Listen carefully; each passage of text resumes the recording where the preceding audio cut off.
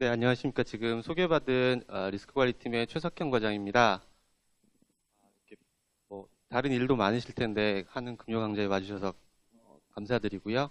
그리고 제가 맨 먼저 시작하기에 앞서 제 표지부터 먼저 말씀을 드려야 될 것 같아요. 표지에 보면 외환보유액 운용의 리스크 관리하고 외자 운용어 리스크 관리팀 최석현 과장 이렇게 돼 있는데 제가 이제 저희 한국은행 분들 말고 외부 분들을 만났을 때, 어디서 근무하세요? 그래서 저 한국은행의 외자운용은 리스크관리팀에 있습니다. 그러면 잘 모르세요. 그러니까 보통 한국은행 하면은, 뭐 정책금리 결정을 하고, 그걸 통해서 이제 물가 안정 기능을 수행을 하고, 그리고 최근에는 금융시장 안정 기능도 포함이 됐지만, 그런 국내 금융시장에 관한 정책을 만든다라고 생각을 하고 계시지, 한국은행에서 외환보유액을 운용한다라는 말씀을 드리면은 좀 의아해 하세요. 근데 신문지상에서 저희 외환보유액이 늘었다 줄었다 그런 말씀을 많이 들으셨겠지만, 한국은행은 외환보유액을 대외지급 준비금으로 가지고 있고요. 그 외환보유액을 가지고 있으면 그게 그러면 어디 금고에 쌓여 있나 아니면 어디 통장에 그냥 예금해 놓고 있나 그런 게 아니고요. 저희가 보유한 외화자산, 외환 보유액을 가지고 적절한 수익을 얻기 위해서 또 투자를 하게 됩니다. 그런 과정에서 그 투자를 수행하는 조직이 한국은행 내에서 외자운용원이라는 조직이고요. 그 외자운용원 조직 내에 또 보시면 투자를 하려면 그쪽 투자회사들, 증권회사들 보시면 아시겠지만, 투자 의사결정을 하시는 분도 있어야 될 거고, 그리고, 그거에 관련된 오퍼레이션을 하시는 분도 계실 거고, 그 다음에 감사도 있어야 될 거고, 리스크를 관리하는 부분도 있을 텐데, 저는 지금 리스크 관리팀에 근무를 하고 있습니다.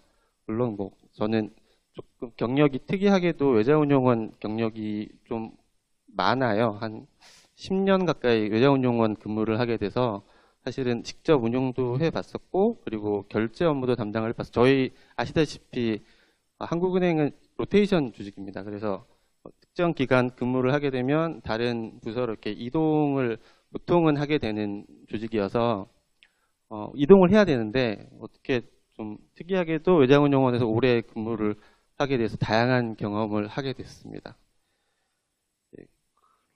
표지를 말씀을 드렸고요. 이제 그러면 리스크 관리 업무에 대해서 말씀을 드리도록 하겠습니다. 먼저 먼저 차례를 보시면 외환보유액에 대해서 먼저 말씀을 드려야 될 것 같아서 외환보유액 보유의 의의나 지금 현재 저희가 어떻게 운영하고 있는지에 대한 것들을 간단하게만 먼저 말씀을 드리고 시작을 하겠습니다. 그리고 세 번째 파트가 이제 저희가 주로 담당하는 리스크 관리 부분인데, 리스크 관리는 크게 몇 가지 카테고리로 나누어서 저희가 리스크를 관리를 하고 있습니다. 그 부분들을 조금 설명을 드리겠고, 마지막 부분은 이제 최근에 조금 저희 리스크 관리 측면에서 어려운 점들을 말씀을 드리도록 하겠습니다. 네. 10월 저희가 신문지상을 잘 보신 분들은 아시겠지만 매월 저희가 한국은행에서 외환보유액 규모를 발표를 합니다. 월말 기준으로.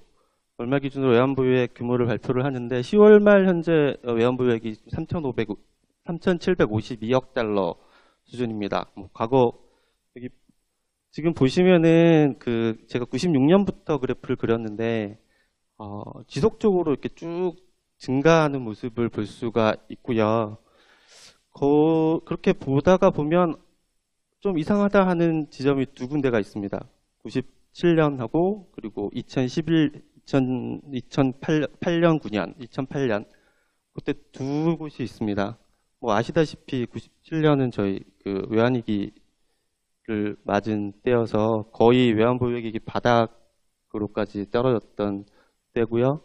그리고 2008년은 기억하시겠지만 글로벌 금융위기 때 신흥국에 투자했던 자산들이 많이 유출이 되면서 저희도 이제 외환보유액이 많이 줄었었습니다.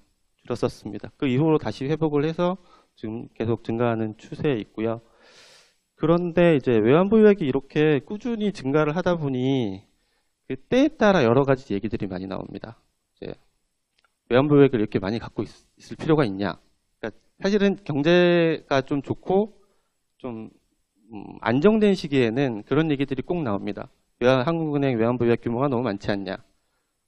굳이 그렇게까지 많이 갖고 있어야 되냐? 보유 비용도 있는데. 근데 모르겠습니다. 그게 적정하다라는, 근데 또 위기가 되면 또 반대 얘기가 나오거든요. 한국은행 외환보유액 부족하다. 더 쌓아야 된다. 그래서 어느 정도가 적정한지는 현재로서는 잘 모르겠는데, 사실은 적정 외환보유액 규모에 대한 기준 같은 게, 정확한 기준 같은 게 없거든요. 경상지급액에 지급액을 가지고 산정을 하면 된다. 이런 얘기들도 있고, 대외부채 규모를 가지고 해야 된다라는 얘기도 있는데, 통일된 기준은 없어요. 통일된 기준은 없어서 항상 논란이 되기는 하는데, 아직까지 저희 은행의 공식적인 입장은 현재 그냥 어느 정도 이제 안정된 수준이긴 한데, 그렇다고 해서 과도한 수준은 아니다라는 정도로 생각을 하고 있습니다.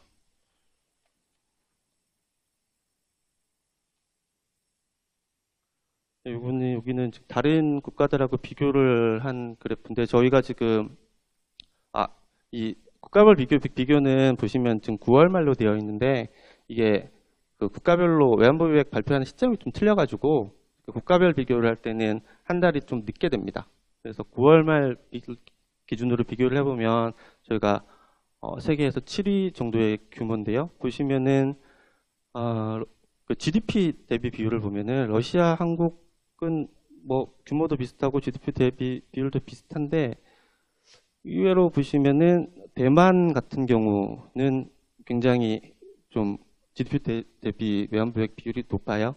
예, 그래서 GDP 대비 비율로는 어느 정도 수준일까? 이런 브라질 같은 경우도 저희랑 저희보다 조금 낮지만 비슷한 수준인 것 같고, 예, 그리고 홍콩이나 이런 국가들은 사실 폐기제 때문에 좀 달러를 많이 갖고 있어야 되는 필요가 있어서 많이 보유를 했겠지만, 저희가 과도하다까지 주장하기는 조금 어렵지 않나라는 생각은 하고 있습니다. 예, 외환보유액이라고 하면 일단 세 가지 기준을 적용을 합니다. 먼저 이제 통화 당국이 통제가 가능해야 되고요. 저희는 한국은행하고 정부가 보유 관리하는 것을 이제 외환보유액으로 정의를 하고 있습니다. 그리고 언제든지 사용이 가능해야 됩니다. 만약 저희가 IMF 외환위기 같은 상황이 벌어지면 언제든지 그 외화를 사용을 할 수 있어야 돼요. 그렇기 때문에 저희가 대체 투자라든가 그런 대체 투자라고 하면은 부동산 같은 데 투자를 하는 걸 의미합니다. 근데 그런 투자는 외환보유액으로는 할 수가 없죠. 그리고 대외 자산입니다. 가끔 그런 거 물어보시는 분이 계세요. 그래서 제가 외환보유액을 운용하는 부서에 있습니다. 그러면 혹시 산업은행이나 그런 데서 발행한 그 외화표시 채권도 보유하고 있느냐, 그런 걸 물어보시는 경우가 가끔 있으세요. 근데 저희는 이 외환보유액의 정의상 비거주자에 대한 청구권이어서 저희는 그러니까 국내 기업이 발행한, 삼성전자도 마찬가지겠죠.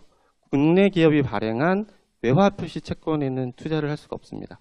그러니까 비거주자가 발행한 외화표시 채권에만 채권 혹은 주식은 사실 저희가 직접 하고 있지는 않지만 거기에만 투자를 할 수 있습니다.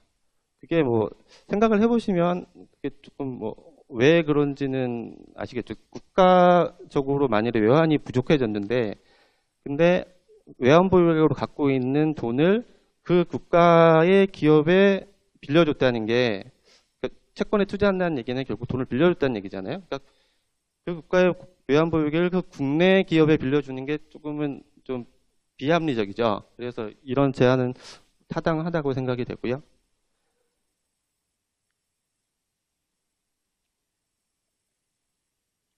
보유 목적을 보시면 첫 번째 대외 지급 부분은 잘들 아시겠지만 저희가 국제 수지 적자가 났다거나 해외 이제 외화로 어떤 채무를 상환해야 되면 외환보유액을 사용을 할 수 있어야 됩니다. 그래서 대외 지급 부분에서 외환보유액이 활용이 되고요. 그리고 외환시장 안정을 위한 개입 자금으로도 사용이 됩니다.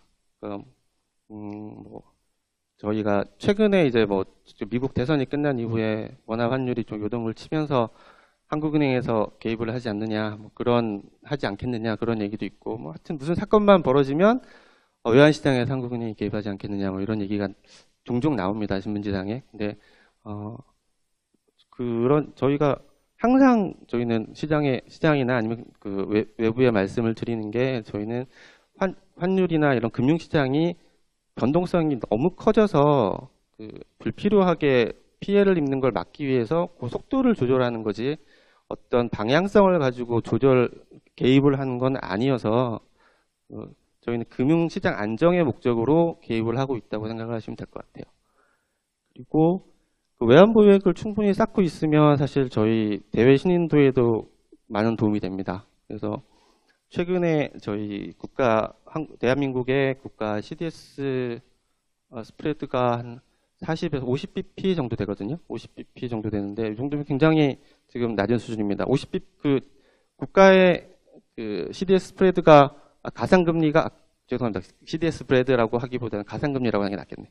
가상금리가 50bp다라는 얘기는 만일에 뭐 산업은행이라고 하죠. 산업은행이 대외 채권을 발행을 하겠다라고 했을 때, 그러면 기준이 되는 무위험자산이 뭐 미국 국채든가 이런 게 있을 거예요. 거기에 50bp만 더 얹어주면 돈을 빌릴 수 있다는 얘기거든요. 근데 이게 저희가 IMF 외환위기 때는 400에서 500bp까지 확대가 됐었어요. 그러면은 물어야 되는 이자 규모가 엄청나게 더 많아지는 거죠. 최고 한 700bp까지도 일시적으로는 치솟았던 것 같아요. 그래서 가상금리 수준이 사실은 그 국가의 부도 위험을 나타내는 건데, 지금은 굉장히 안정적인 수준으로 다시 내려와 있습니다.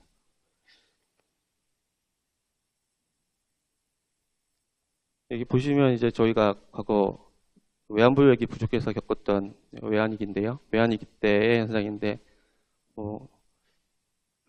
이 기업이나 아니면 은행명에 익숙하신지는 잘 모르겠어요. 그 당시에 이제 있었던 기업들이나 은행들이 외환위기 때 사라지게 된 곳들인데, 보면 그 당시만 해도 꽤 큰 그룹들이었거든요. 뭐 한보, 산미, 진로, 기아, 대우그룹, 그다음에 은행들 같은 경우는 상업, 한일, 모람, 조흥, 뭐 제일은행은 SC은행이라는 이름으로 남아있긴 하지만 지금 외국계 은행인 셈인 거죠. 결국은 스탠다드 차터드에 인수가 됐으니까. 이런 사실은 외환위기 이전에 굉장히 큰 은행들이었는데 다들 좀 외환위기를 겪으면서 다 사라졌고, 당시에 보시면 코스피 같은 경우에 지금 한 97년에는 400을 하회하게 됐고, 98년에는 거의 300 수준까지 떨어졌습니다. 지금 코스피가 한 2000 좀 넘게 그 정도에서 2000에서 등락을 하고 있으니까 그 수준 생각하면 엄청나게 낮은 수준으로 떨어졌죠. 그 외환위기 이전에도 지금 800을 넘었었으니까 많이 주가가 떨어졌던 거고요. 원화 환율도 거의 1900원대까지 치솟아서 굉장히 저희가 어려움을 많이 겪었습니다.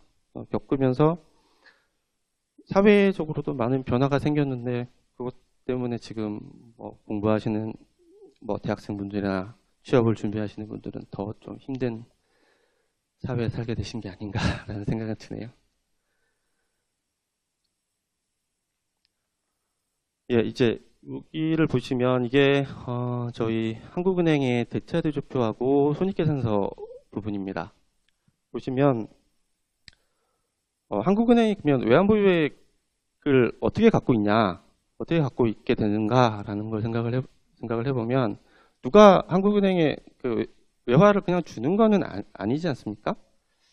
주는 건 아니고, 그러면 한국은행이 어떻게 그 외화를 가지고 있을까 하면, 반대급부로 저희가 부채를 갖고 있습니다. 자산 쪽에 외화증권하고 외화이치가 있으면, 반대 사이드, 부채 사이드에 보면 통화증권이 있습니다. 많이들 얘기하시는 통한채를 한국은행에서 발행을 하는데요. 사실 목적 자체는 경제학을 배우신 분들 같은 경우에는 아시겠지만 그 외화가 많이 들어와서 이제 국내 이 물가나 이런 쪽에 영향을 미칠 가능성이 있으니까 외화를 그대로 원화로 풀지 않고 이제 그 증권을 발행해서 통화가 발행되는 걸 흡수를 하게 됩니다. 보통 그 불폐화 정책이라고 하는데 그런 식으로 발행하게 된 증권이 사실은 통한 증권입니다. 예. 그래서 저희가 갖고 있는 외환보유액 자산과 그 반대 사이드에 있는 원화 부채인 통한증권이 양쪽 사이드에 있게 됩니다. 보면은 그러면 왜 저희가 운용을 해야 되냐 하면 통한증권에는 원화 이자를 저희가 지급을 하게 되죠. 예, 통한증권 이자를 지급을 해야 됩니다. 그러면 저희가 뭐 한국은행이니까 돈을 그냥 계속 찍어가지고 이자를 지급하면 되지 않냐? 그럴 수는 없죠. 저희가 돈을 계속 찍어내게 되면 그건 또 통화량 증가의 원인이 되니까 그럴 수는 없고, 그러면 반대 사이드에 있는 자산 부분에서 자산을 운용해서 부채의 비용을 충당을 해야 됩니다. 그래서 이 부채로 갖고 있는 그 이자 지급 비용, 그리고 이 뭐 여기에 플러스 이건 실제적인 비용은 아니겠지만 그 외화가 민간에서 활용되지 못하고 한국은행에 그대로 쌓여 있음으로 인해서 발생하는 기회 비용, 뭐 이 정도 될 것 같아요. 그런 것들이 외환보유액의 보유 비용이 될 겁니다. 그 보유 비용을 저희가 외환보유액의 목적을 훼손하지 않는 선에서 최대한 그 비용을 커버를 해야 됩니다. 그래서 저희가 뭐 열심히 운용을 하고 있는 거고요. 예, 예, 여기 그 제가 말씀을 드렸지만 여기 지금 뭐 저희가 제일 크게 그 중시하는 세 가지 원칙이 있습니다. 외환보유액을 운용할 때. 근데 외환보유액의 성격상 제일 중요한 게 사실은 유동성하고 안전성입니다. 언제든지 사용할 수 있어야 되고 그러려면 안전한 자산을 갖고 있어야 돼요. 유동성과 안전성이 가장 중요한 가치고요. 그 이외에 저희가 이제 그 보유 비용을 충당하기 위해서 어느 정도 수익성을 추구하게 됩니다. 요 세 가지를 주요한 원칙을 또 하고 이제 요 세 가지 원칙이 조화롭게 되는 수준에서 투자를 하고 리스크를 관리하게 됩니다. 보시면 이제 저희가 한국은행은 지금 외환보유액을 투자할 때 세 가지 종류의 자산으로 구분해서 투자를 하고 있어요. 그러니까 아까 그 세 가지 기본 원칙하고도 조금 대응이 되는 부분인데 유동성을 위해서는 사실 현금성 자산 부분을 가지고 있고요. 이게 뭐 딱히 자르듯이 구분이 되는 건 아니에요. 사실 전부 다 유동성이 있는 건데 가장 유동성이 높은 자산이 현금성 자산이어서 현금성 자산은 이제 단기금융상품 위주로 투자를 하고 있습니다. 그래서 일상적인 자금의 외화 자금의 유출입에 대응을 하기 위한 자산 분류가 현금성 자산이에요. 과거에는 유동성 자산이라고 제가 불렀는데 좀 유동성이 사실 다 있는데 왜 얘만 유동성 자산이냐는 의문을 제기를 하셔서 조금 더 그 성격에 맞게 현금성 자산이라고 부르기로 했습니다. 그리고 수익성 자산이라고 하는데 수익성 자산이라고 해서 그러면 유동성이 없냐?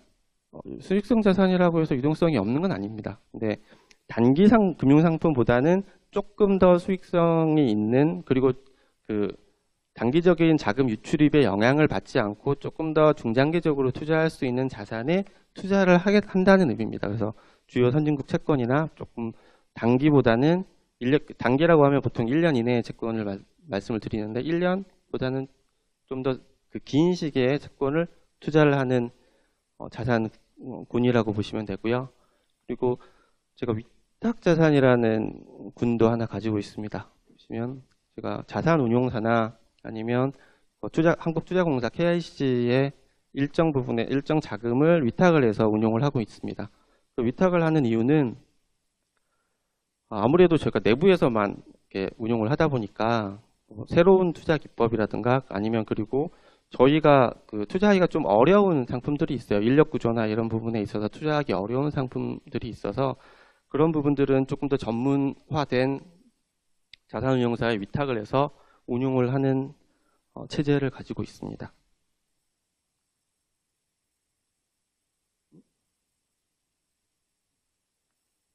네, 보시면 요거는 저희가 이제 매년 연차 보고서를 발간을 하고 있는데, 연차 보고서에 보시면 외환보유액 부분에 요 구분을 보실 수가 있으세요. 저희 뭐 유동성 자산하고 그다음에 수익성, 제일 위쪽 트렌치 부분에 리퀴더티 인베스트먼트 앤 익스터널 매니지먼트가 아까 말씀드린 그 세 가지 자산군이고요. 보시면은 사실 일상적인 현금의 그러니까 외화자금의 유출입은 그렇게 많지는 않아요. 많지는 않아서 그 규모가 뭐 비율로는 그렇게 크지는 않은데, 예, 지금 일상적인 그 자금 유출입을 커버하는 데는 충분한 규모를 보유하고 있습니다. 그리고 이게 일정 금액 이하로 떨어지게 되면 바로 다시 부충을 하게 되어 있습니다. 수익성 자산 부분이 한 80% 정도 가지고 있고요. 그리고 통화로 구분으로 보면 제가 미달러화를 66.6% 2015년 말 기준으로 가지고 있습니다. 대부분 60%가 넘으니까 상당히 많은 부분을 미달러화에 투자를 하고 있다고 보시면 될 것 같아요.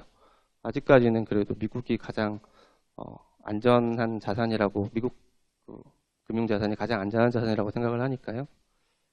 기축통화이기도 하고. 예.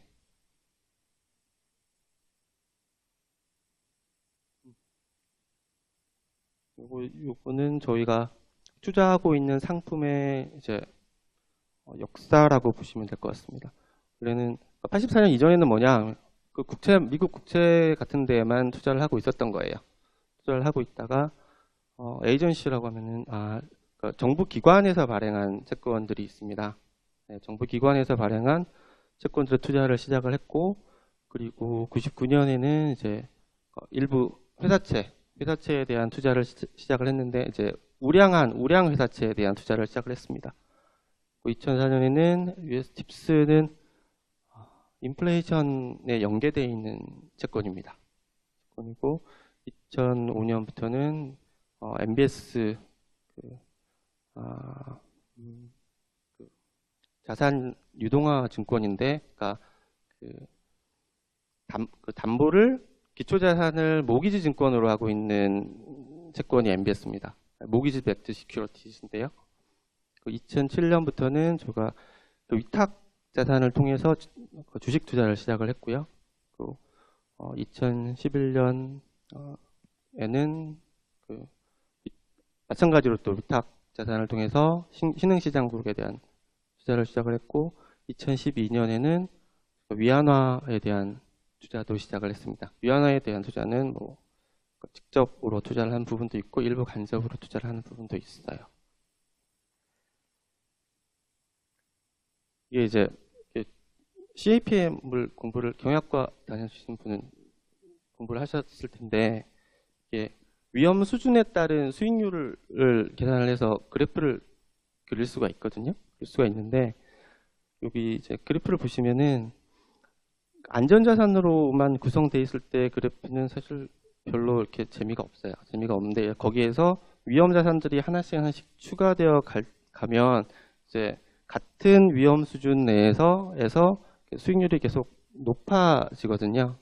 그래서 저희 입장에서는 조금이라도 더 수익률을 높이기 위해서 앞에처럼 계속 투자 상품들을 좀 넓혀왔던 거예요. 그러니까 외환보유액이 늘어남에 따라서 그러니까 급격하게 빠져나갈 수 있는 어느 정도 수준까지는 커버를 하고, 그 이외의 자산들은 조금이라도 더 수익을 내야 되지 않나라는 고민에서 사실 투자 대상물을 계속 확대해 왔던 겁니다. 이게 저희의 운용 과정인데요.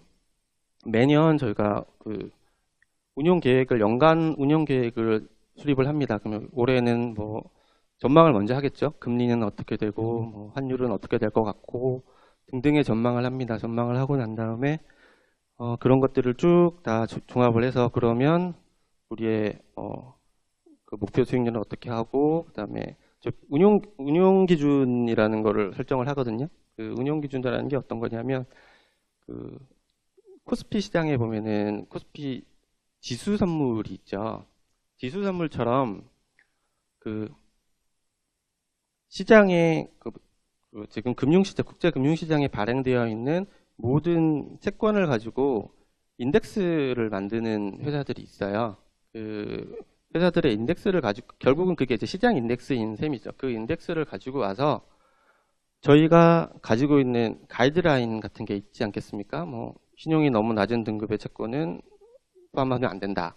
그리고 뭐 주요국 통화가 아닌 통화는 투자할 수 없다. 뭐 이런 가이드라인이 있을 테니까 그 가이드라인에 따라서 몇 가지 이렇게 제외를 하고 만든 저희 나름대로의 이제 시장 인덱스를 만들고 그걸 기준으로 저희가 어느 정도까지 오버웨이트하고 언더웨이트 할지를 결정을 해서 운용 기준을 만듭니다. 그리고 나서는 이제 저희 투자 운용부라고 또 있어요. 저희 예자운용원 내에는 그분들이 사실은 보통 운용 조직을 나눌 때 프론트, 미들, 백이라고 하는데 프론트에 있는 분들이 실제로 운용을 하는 분들이야. 아마 뉴스 같은 데서 보시면 그 외환 딜링룸에서 열심히 이렇게 그 모니터 쳐다보면서 어떻게 할까 고민하고 있는 사람들 있지 않습니까? 그 사람들이 사실 프론트에 있는 사람들이야. 외환 딜러는 FX 쪽에서 프론트에 있는 사람들인데 그런 분들이 있고 저희처럼 이제 뭐 리스크를 관리한다던가 아니면 처음에처럼 운용 계획을 세우고 그다음에 운용 기준을 마련한다든가 이런 분들이 미들에 있어요. 미들 오피스에 있고 백 오피스는 요 밑에 이제 운용을 하고 나면 결제를 해야 되잖아요. 자금을 실제로 은행에 가시면 뭐 송금하면 이렇게 송금 보내주고 하는 기능을 해야 되잖아요. 그 결제를 하는 부분들하고 회계 처리하는 분들이 백오피스에 계십니다. 운용 사후 관리를 하게 되고 이 중에서 저희 팀은 특히 여기 리스크 관리 및 성과 평가가 여기도 미들 오피스 쪽인데 시장, 신용, 유동성, 운용 리스크 등을 관리하는 게 저희 리스크 관리 팀의 임무입니다.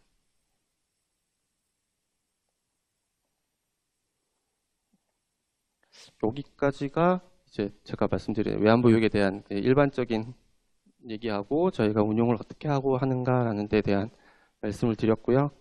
이제 여기서부터는 저희 실제적인 그 리스크 관리에 대해서 말씀을 드리도록 하겠습니다.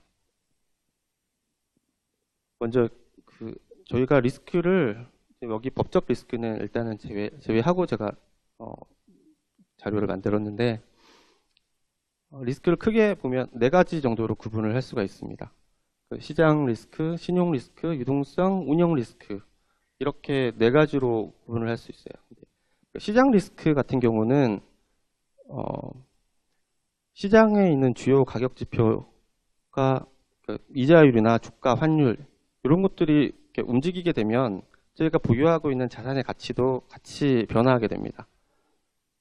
그러니까 사실 리스크라고 하면 이제 자산의 가치가 변동하거나 손실이 발생하는 건데 사실 이거를 어떻게 측정할 거냐 하면 대부분 다 변동성 개념으로 측정을 하죠. 변동성 개념으로 측정을 하는데 그러면 대부분 다 표준 편차를 가지고 측정을 하게 됩니다. 표준 편차를 가지고 측정을 하게 되는데 그러면 이자율, 주가, 환율의 변동의 표준 편차 혹은 저거에 따른 수익률의 표준 편차 이런 식으로 측정이 되게 됩니다. 그리고 신용 리스크는 이자율, 주가, 환율 이외에 또 다른 그 기업이 갖고 있는 다른 신용상의 문제로 인해서 가격이 변동하는 겁니다. 뭐 부도가 난다거나 아니면 신용 등급이 다운그레이드 된다거나 그러면 그 자산 가치에 변동이 생기니까요. 그런 부분에 대한 리스크를 관리하는 게 신용 리스크 부분이고 그다음에 유동성 리스크는 보면은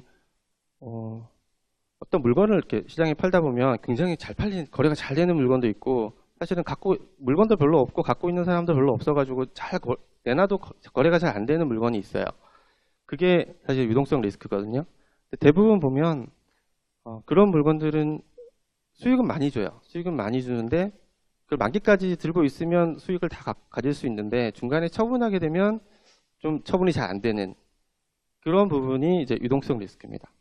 나중에 뒷부분에 설명하겠지만 사실 거래 비용의 개념으로 저희는 측정을 하고 있어요.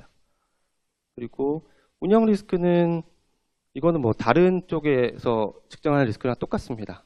사람에 의한 리스크도 있고 시스템에 의한 리스크도 있을 수 있고 예, 절차상의 문제가 있어서 뭐 리스크가 생길 수도 있고 먼저 그러면은 그 시장 리스크에 대해서 먼저 설명을 드리도록 하겠습니다.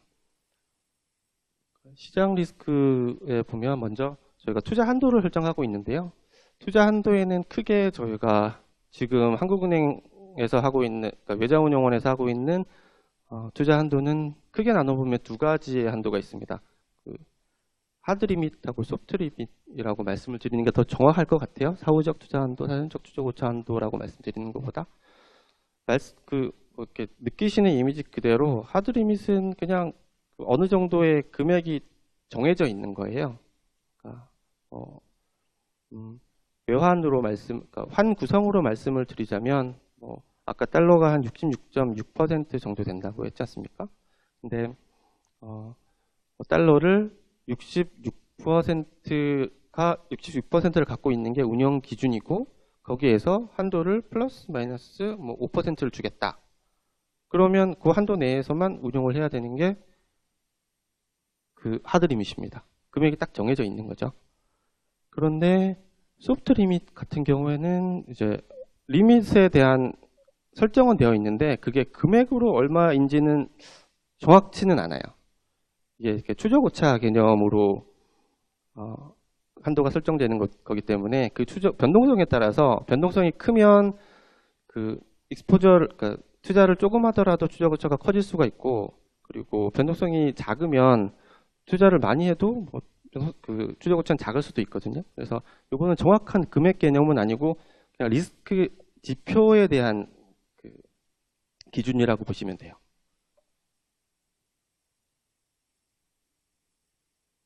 이게 이제 그 하드 리밋 중에 저희가 통화 구성이나 평균 상환 만기 듀레이션에 대한 그 변동 허용 범위를 주는 부분입니다.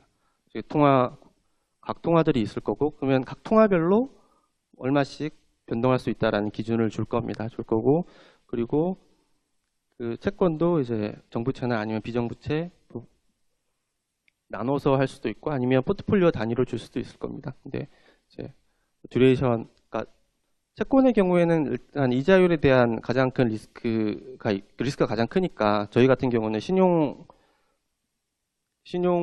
상품에 대한 투자보다는 사실은 이자율에 대한 투자가 훨씬 많아서 이자율이 우선은 중요합니다. 이자율에 대한 리스크가. 그래서 이자율에 대한 리스크를 통제하기 위해서는 듀레이션에 대한 그 한도를 주게 됩니다. 이게 이제 사실 이 개념이 혹시 익숙하신지 잘 모르겠습니다. 평균 상환 만기라는 개념이 익숙하신지는 잘 모르겠는데 아마 최초에는 그랬을 것 같아요. 제가 한 10년짜리 채권을 갖고 있는데 이자율이 10%, 그러니까 그러니까 표면 이자율이 10%인 채권을 가지고 있어서 매년 이자 10씩 받고 만기에 110을 받는데 그러면 이게 내가 이 전체 돈을 전부 다 받는데 대충 한 몇 년쯤 걸리는 거지? 라는 개념에서 시작한 것 같아요. 그러니까 첫 번째 이거 맥커리 듀레이션을 보면은 사실은 그러니까 캐시플로우를 전부 다 현재 가치로 할인한 다음에 기간으로 가중평균한 형태의 개념이거든요. 그런 개념이었던 것 같은데 이제 그거를 나중에 이제 저희가 이제 쓰는 듀레이션은 모디파이드 듀레이션인데 모디파이드 듀레이션 같은 경우는 이자율에 대한 채권 가격의 민감도라고 보통 해석을 합니다. 그래서 이자율이 변하면 채권 가격이 얼마나 변하나 그거에 대한 개념이라고 얘기를 해서 그러면 이건 이자율에 대한 리스크로 저희가 이해를 할 수가 있죠. 그러니까 이자율이 조금 변했는데 채권 가격이 크게 변하면 그거는 리스크가 큰 거니까. 근데 이자율이 좀 변해도 채권 가격이 별로 안 변한다. 그러면 리스크가 별로 안 큰 거고. 그래서 듀레이션의 크기로 사실 이자율에 대한 리스크를 통제를 하고 있습니다. 보시면 뭐 너무 수식을 많이 적어놔서 좀 그러시긴 한데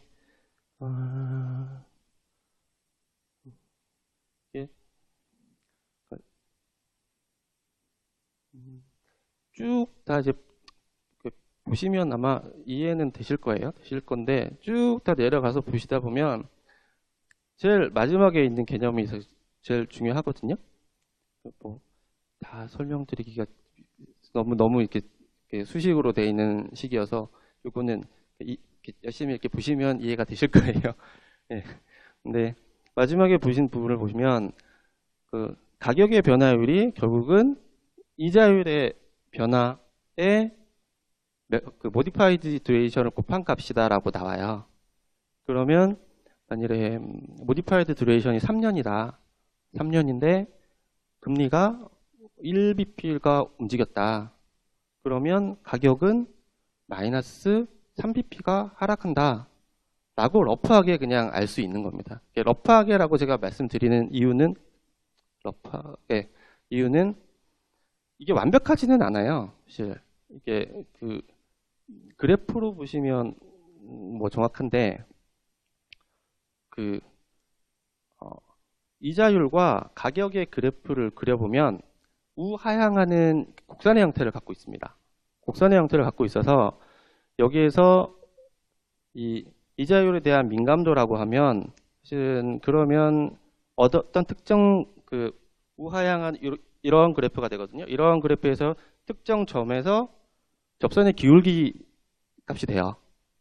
결국은 접선의 기울기 값이 되는데 그 얘기는 그 점에 대해서는 그 점에서 조금 변할 때는 그 값이 유효해요. 유효한데 지나치게 크게 금리가 움직여 버리면 공률에 따라서 또 변화가 생기게 됩니다. 그래서 공률에 따라서 변화가 생기는 부분을 감안하면 그 부분은 이제 컨벡시티라는 개념으로 보완을 하게 되는데 사실은 거기까지는 저희는 이제 적용은 안 하고 있고 저희는 듀레이션 개념만 가지고 시장 이자율에 대한 리스크는 통제를 하고 있어요. 예.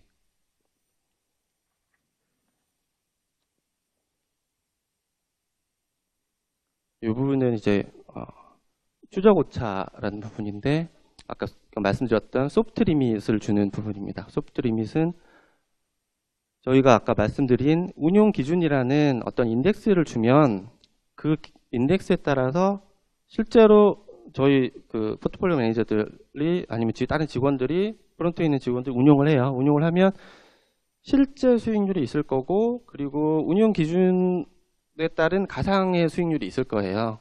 그러면 그 수익률의 차를 구합니다. 이렇게 보시면은 지금 이렇게 검은색으로 표시된 게 파란색인 것 같기도 하고, 예, 표시된 게 초과 수익률, 실제 수익률이고요. 붉은색 부분이 운용 기준 수익률인데 둘 사이에 뭐 똑같이 갖고 있으면 차이가 없겠지만 조금은 다르지 않겠어요? 뭐 그래도 나는 이렇게 생각하는데 하면 조금 다르게 갈 수 있으니까 다르면 차이가 발생을 합니다. 이 차이 때문에 발생하는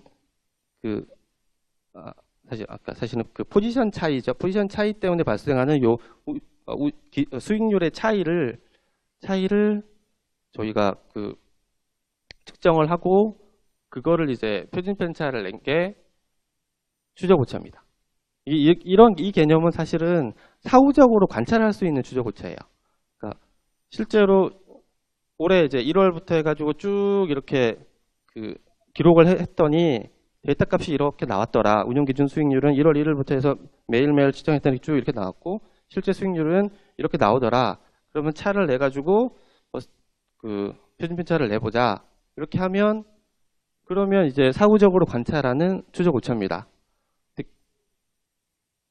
그래서 요거는 위험 조정 성과 측정 등의 그런 데 활용이 되고 실제로 저희가 리스크 관리 측면에서 사용하는 추적 오차는 그러면 리스크 관리는 먼저 해야 되잖아요. 먼저 설정을 하고 먼저 측정을 해야 되는데 사후적으로 하면 안 되니까 따로 하는 게 이런 모델을 이용해서 추적 오차를 만들어서 먼저 사용을 합니다. 요거는 저희가 사실 실제로 저희가 추적 오차 모델을 만들진 않았고 사실 추적 오차 모델을 만들려면 여기 트래킹 에러에 대한 공식을 적어놨지만 제일 중요한 부분이 F 부분입니다. 사실 뭐 저희 자산 익스포저도 알고 있고, 그다음에 그 웨이트도 다 알고 있어요. 알고 있는데 저희가 할 수 없는 부분이 그 리스크 팩터에 대한 요 부분이 사실은 변동성을 측정하는 부분인데 리스크 팩터에 대한 그 공무산 행렬을 얻을 수가 없어요. 이거는 시장에 대한 데이터가 다 있어야 되는데 그 각 섹터별 뭐 만기별 아니면 뭐 국가별 이런 형태로 되게 세분화되어 있는 그 리스크 팩터에 대한 공산 행렬이 필요해요. 그게 아마 저희 바라원에 들어있는 모델도 아마 1000×1000은 될 것 같아요. 근데 1000×1000이 되려면은 각 하나하나별로 다 시계열이 다 있어야 되잖아요. 그러니까 그거를 저희가 만들기는 좀 어렵고, 그래서 저희는 MSCI 바라원이라는 시스템을 이용을 하고, 이거는 과거의 시장 데이터를 이용을 해서 그러면 이렇게 변동성 매트릭스를 얻을 수 있잖아요. 그걸 가지고 그러면 사전적으로 익스포저 갭이 이 정도가 되면 추적 오차가 이 정도 된다라고 사전적으로 먼저 이렇게 설정할 수 있는 모델입니다. 그러니까 저희는 이 모델을 이용을 해서 그 추적 오차를 설정을 하고 그리고 실제로 측정도 하고 있어요. 다만 이제 문제는 그러면 모델을 이용해서 하게 되면 실제 현재의 변동성이 과거와 큰 차이를 보인다. 그러면 오차가 생기지 않겠느냐? 당연히 오차가 생깁니다. 그런 부분이 그러니까 과거와 다른 변동성을 보일 때 그러니까 실제 현실과 좀 괴리를 보일 수 있다는 게 문제긴 한데 근데 아직까지는 더 좋은 방법이 없는 것 같아요. 예.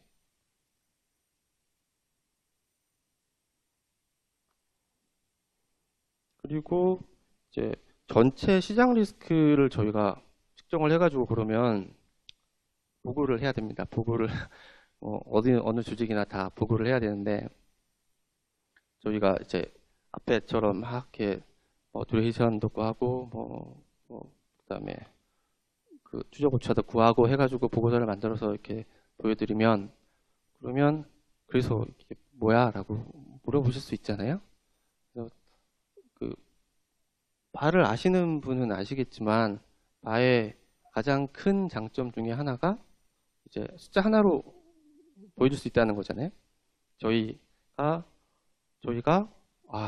아주 상황이 안 좋으면 이 정도까지 손실을 입을 수가 있습니다 라고 보여줄 수 있는 게 바라서 저희도 바를 측정을 하고 있습니다. 네, 바는 그러니까 저희가 갖고 있는 전체 포트폴리오에 대해서 측정을 하게 되고요. 그리고 정의대로 주어진 신뢰 수준에서 이제 시장 위험에 의해서 발생할 수 있는 최대 손실 예상액인데요. 네, 구체적으로는 신뢰 수준은 95%면 1.65 이런 집값을 쓰게 되고요. 그리고 자산 가치의 변동성은 사실 자산 수익률의 변동성이 될 겁니다. 수익률의 변동성이 표준문자를 쓰게 될 거고 이걸 이제 금액으로 환산하기 위해서 자산 규모를 금액 단위로 넣게 될 거고 그리고 1일을 쓰게 되면 여기까지면 끝일 텐데 만약 추정 기간이 1일 이상이 된다고 하면 그 기간에 대한 그 부분을 반영을 해줘야 되겠죠. 근데 사실은 기간에 대한 부분을 반영하는 게 좀 논란이 있긴 해요. 그러니까 보통 루트 기간을 곱해가지고 그냥 기간이라고 사용을 하는데 그러면 그 얘기는 결국 각 그 1일의 변동성이 서로 독립적인 변동이라는 가정이 깔려 있는 거거든요. 네. 그러면 매일의 변동성이 독립사건이냐라고 얘기를 물어보면 사실은 아닌 것 같아라고 보통 얘기를 하잖아요.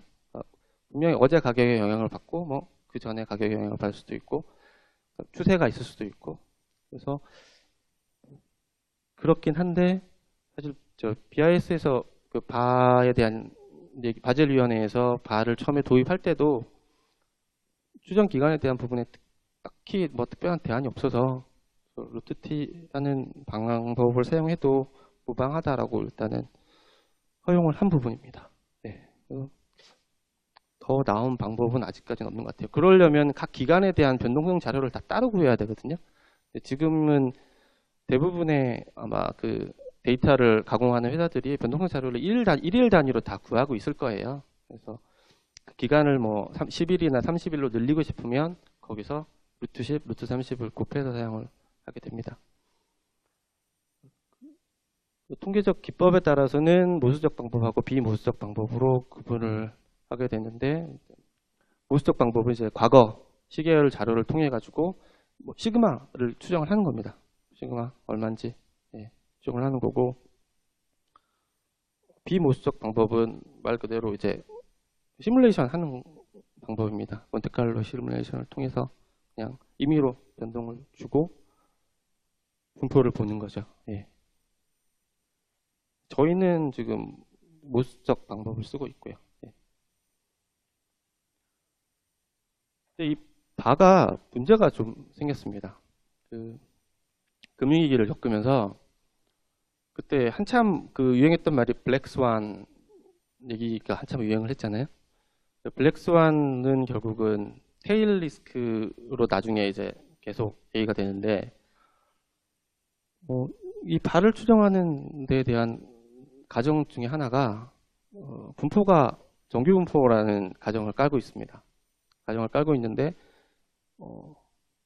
정규 분포는 이렇게 아주 예쁜 모양을 갖고 있잖아요. 근데 이렇게 예쁜 모양을 갖고 있는데, 근데 실제로는 이게 아닌 것 같아라는 거죠. 그러니까 약간은 이 테일 쪽의 가능성이 더 크다. 테일 쪽이 좀 더 이렇게 두꺼운 팻테일의 모양인 것 같아라는 얘기가 있으니까, 그래서 사실 테일 리스크라고 하는 거고요. 그러면 이렇게 바가 별로 이렇게 손실 위험을 적절하게 측정을 못하는 것 같은데 다른 방법이 없냐라고 해서 사용을 한 게 이제 하기 시작한 게 컨디셔널 바입니다. 컨디셔널 바는 지금 저 그 바라고 적혀 있는 부분의 값, 요 지점의 값이 사실은 바고요. 그 컨디셔널 바는 여기서부터 이렇게 되어 있는 요 부분의 평균을 낸 값입니다. 평균 값이 컨디셔널 바입니다. 그러니까 바보다는 더 왼쪽에 위치하겠죠. 그래서 그 부분을 따로 측정을 해서, 그러면 요거는 조금 더 테일 리스크를 감안한 바의 측정치로 사용을 하도록 하자라고 하고 있습니다.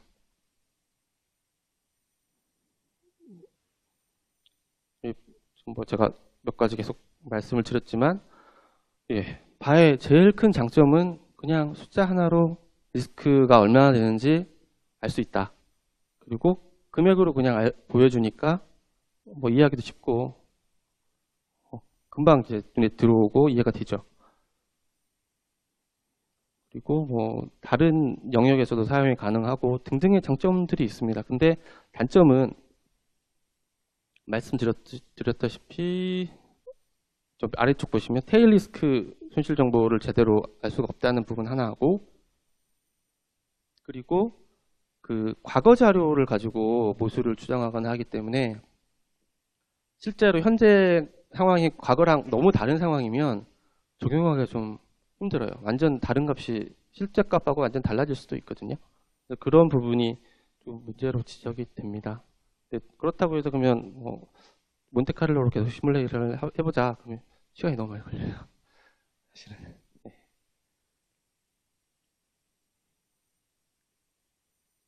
저희가 지금 외환보유액이 3,700억인데 그러면 저희가 갖고 있는 사실은 자산의 종류나 채권의 수만에도 얼마나 많겠습니까? 그거 이제 각각을 다 그 가격 프라이싱을 해야 되거든요. 그걸 가지고 또 이제 시뮬레이션까지 하려면 너무 힘들죠.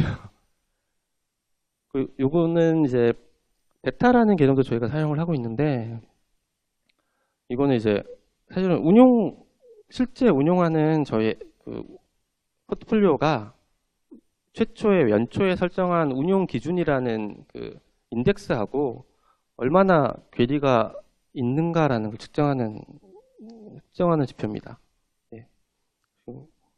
그 주식에서도 사실은 베타를 측정을 하죠. 주식에 있는 베타와 거의 개념은 같습니다. 근데 다만 주식에서 베타를 측정할 때 사용하는 인덱스 대신에 저희 운용 기준 포트폴리오를 사용을 하는 거고요. 그리고 각 개별 주식 대신에 저희가 갖고 있는 전체 포트폴리오를 사용을 하는 겁니다. 그래서 1보다 큰 값이 되면 저희가 좀 공격적으로 가고 있는 거고 1보다 작은 값이 되면 좀 방어적으로 가고 있는 거고 주식의 경우에도 마찬가지죠. 1 이상의 값이면 그러니까 주가 지수보다는 좀 공격적인 주식 그리고 저기 1보다 작은 값을 베타가 1보다 작은 값을 갖고 있으면 좀 방어주로 해석을 하지 않습니까? 예. 그런 측면에서 저희가 베타도 측정을 해서 저희 포트폴리오 매니저들이 어떻게 운용을 하고 있는가에 대해서도 조금 확인을 해보고 있습니다. 예. 저희가 저희뿐만이 아니죠. 뭐 전 세계적으로 크게 한번 최근에 놀랐었고 몇 달 전에도 한번 크게 한번 놀랐습니다. 예. 몇 달 전에 놀랐던 때는 보통 그냥 브렉시트라고 다 표현을 하니까요. 영국이 EU에서 탈퇴를 결정을 했죠. 국민투표에서. 그때도 사실은 그러니까 그런 이제 큰 사건이 있으면 저희도 물론 은행 전체적으로도 이제 통화정책 때문에 회의를 하시지만 저희는 외화자산을 운용을 하고 있으니까 당연히 그런 국제적인 뉴스에는 영향을 받습니다. 그 자산 가격 자체가 영향을 받기 때문에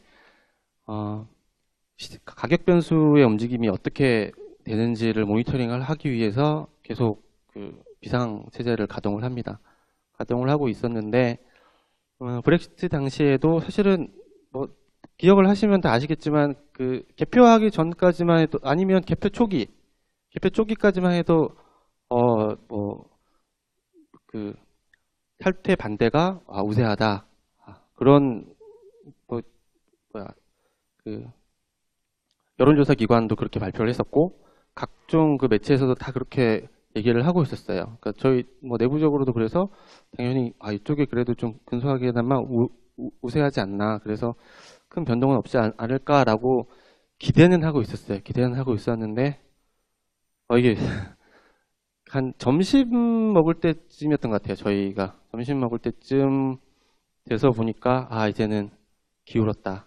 저희가 각 뭐 주별 개표 상황을 계속 보고 있었거든요. 이제는 기울었다. 이건 브렉시트로 가는 것 같아. 이미 그때 이미 파운드와는 막 엄청 빠지고 있었고 그런 일이 한 번 있었고 그리고 최근에 이제 미국 대선이 끝났지 않습니까? 마찬가지로 개표 상황을 계속 모니터링하고 있었어요.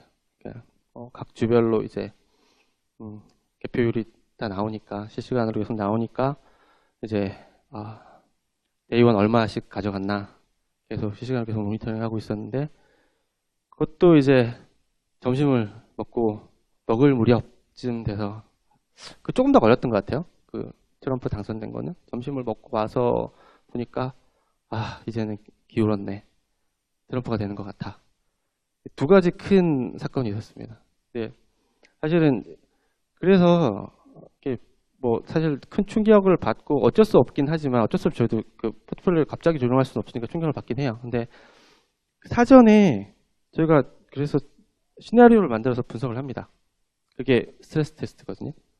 스트레스 테스트의 경우에는 일상적으로 저희가 뭐 금리나 이런 것들을 리스크 지표로 분석을 하지만 이게 어떤 특정 사건 때문에 어떤 그 가격의 변동이 크게 생기면 우리 포트폴리오의 가치에 얼마나 악영향을 미치는가, 손실이 어느 정도 발생할 것인가를 미리 시뮬레이션을 해봅니다. 이제 제일 중요한 게 사실은 시나리오 만드는 부분이죠.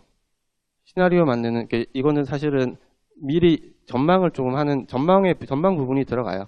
물론은 좀 안 좋은 상황을 전망을 하는 거지만 안 좋은 상황을 가정을 하고 시나리오를 만듭니다. 시나리오를 만들고 그 가정 하에서 이제 물론 이때 들어가는 리스크 팩터는 어쩔 수 없이 이 변동성 자료는 과거 자료를 사용할 수밖에 없어요.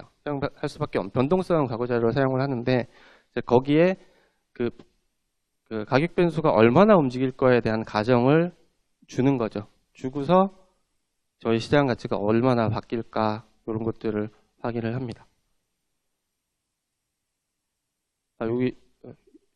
여기 보면 또 중요한 거 하나가 포트폴리오 매니저하고 리스크 매니저가 협업을 해야 된다는 말씀을 드려야 될 것 같은데, 이게 사실은 저희 리스크 관리팀 같은 경우는 조금은 미들오피스니까 시장에서 조금은 떨어져 있어서 시장의 움직임을 정확히 캐치하기는 조금 어려워요. 시장의 분위기나 아니면 시장의 전망이나 이런 걸 정확히 캐치하기는 좀 어렵기 때문에 실제로 최전선에서 이렇게 운용을 하고 있는 포트폴리오 매니저들하고 의견을 좀 교환을 해야 됩니다. 의견을 교환하면서 지금 시장의 분위기가 이런 것 같아. 이런 것들을 공유를 합니다. 그래서 보면은 저희가 이제 통상 가정할 수 있는 게 지금 미국 금리 인상하면, 정책 금리 인상하면 어떻게 될 것인가. 네. 유로화 가치가 더 떨어지면 어떻게 될까. 그리고 회사채 스프레드가 확대되면, 그리고 어려운 게 저겁니다. 브렉시트 미국 대선. 근데 아시겠지만 모델에 브렉시트 이렇게 적어서 시뮬레이션을 돌릴 수는 없잖아요. 그리고 미국 트럼프 당선 이걸 이렇게 해서 돌릴 수는 없잖아요. 그러면 브렉시트가 발생했을 때 그러면 채권 가격이라고 하면 결국은 채권 금리일 텐데, 금리와 채권 가격은 역방향으로 움직이니까. 그러면 금리가 어떻게 될까? 그리고 환율은 어떻게 될까? 얼마나 어떤 방향으로? 그걸 전망을 해야 되거든요. 예상을 해야 되는데, 그 부분에 있어서 이제 프론트 오피스 포트폴리오 매니저들하고 같이 좀 의논을 해야 됩니다. 해야 되고, 미국 대선도 마찬가지죠. 그리고 또 저희가 요 앞에 부분은 시장 전망, 저희가 예상하는 안 좋은 시장 상황이 발생했을 때의 전망이고, 또 하나 사용하는 게 역사적 시나리오도 사용을 합니다. 주로 사용하는 게 좀 굉장히 충격이 컸던 아시아 금융위기나 서브프라임, 그다음에 유럽 재정위기, 이렇게 시장의 충격이 컸던 때의 그 시장 변동을, 시장의 움직임을 이렇게 과거 자료에서 갖고 와가지고 지금 현재 포트폴리오 그대로 대입을 하는 겁니다. 대입을 해서 가격이 요때처럼 움직이면 우리가 얼마나 손실을 입을 수 있는지를 미리 좀 파악을 해보는 거죠. 그렇게 시뮬레이션을 돌려봤더니 지금 우리 현재 익스포저로 봤을 때는 손실이 너무 크게 날 것 같아. 그러면 조금 리스크에 노출되는 정도를 줄여야죠. 예. 그런 용도로 또 매달 혹은 특정한 사건이 예상될 때마다 하고 있습니다.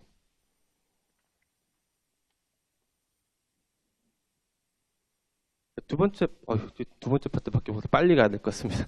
두 번째 파트는 신용 리스크 부분인데, 신용 리스크에서 제일 대표적인 게 신용 등급입니다. 신용 등급이 제일 대표적인 부분인데, 저희 한국은행 같은 경우는 지금 기준 신용 등급의 최저 기준이 A- 등급입니다. 일반적으로 시장에서 국제 신용평가사인 무디스, S&P, 피치를 기준으로 할 때 투자 등급이라고 얘기를 하는 게 BBB- 이상을 투자 등급이라고 보통을 얘기를 하고요. 대부분의 자산운용사들이 투자 등급 이상이면 투자가 가능하다라고 얘기를 합니다.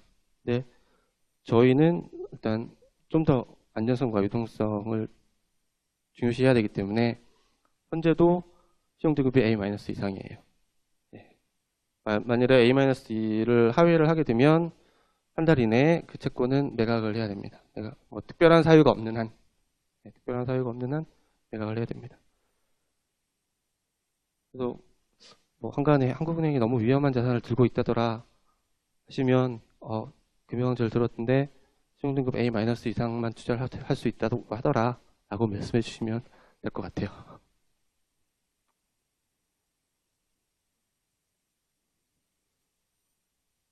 그래서 이건 아까 바하하고 약간 비슷한 개념이긴 한데, 신용등급은 각 채권 혹은 각 회사별로 부여가 되어 있지 않습니까? 근데 그러면 우리 전체 포트폴리오의 신용 노출 수준은 어느 정도야? 라고 하면 알 수가 없으니까 임의로 이제 각 신용 등급별로 스코어를 준 거예요. 스코어를 주고, 그리고 그 채권의 익스포저를 가지고 가중평균을 하면 숫자 하나가 나오겠죠. 그 숫자 하나를 낸 게 저희 신용 등급 지수라고 저희 내부에서 부르는 거를 부르는 겁니다. 이거를 산출을 해서 전체 포트폴리오의 신용 등급 수준을 측정을 하고 있어요. 대체로 지금은 뭐 굉장히 높습니다. 굉장히 높은 수준이어서 네. 아마 뭐 최저가 A-니까 일단 그거보다는 높지 않겠습니까? 예.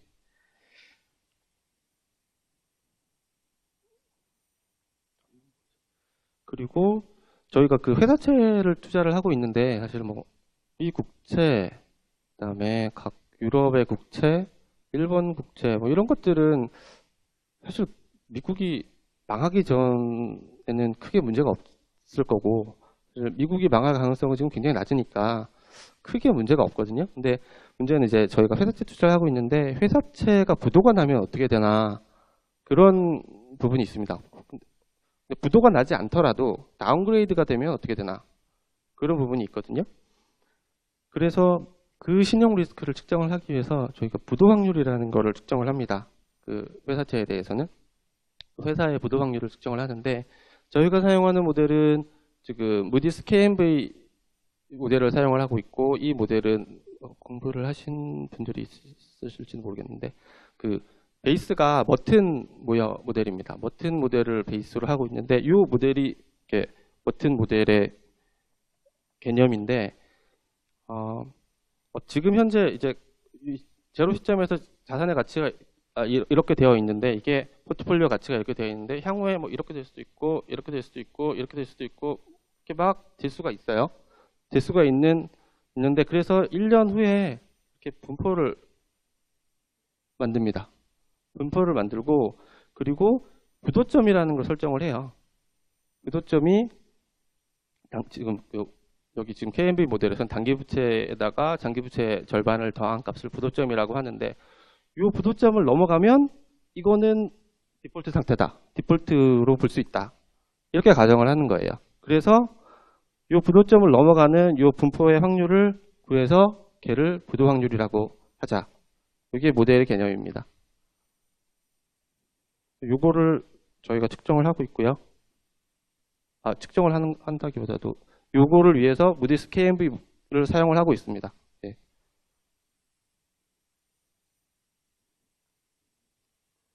그리고 아까 EDF 개념을 이용을 해서 어차피 하는 작업이긴 한데 그렇게 해서 신용바라는 걸 측정을 합니다. 아까 바랑 똑같은 개념이긴 한데 실제로 이제 그 예상 손실액 같은 거를 구할 수가 있어요. 그 향후에 이제 가치에 따라서 손실의 규모니까 손실은 0부터 시작을 할 거고 예상 손실액 익스포즈하고 부도 확률 곱하기 부도시 손실액 이런 식으로 이제 구하게 되는데 분포를 그려보면 손실은 0부터 시작을 하니까 0부터 시작하는 그러니까 오른쪽 테일이 긴 이런 분포를 가정을 할 수가 있습니다. 이런 분포를 가정했을 때 일단 기대되는 손실이 이만큼이에요.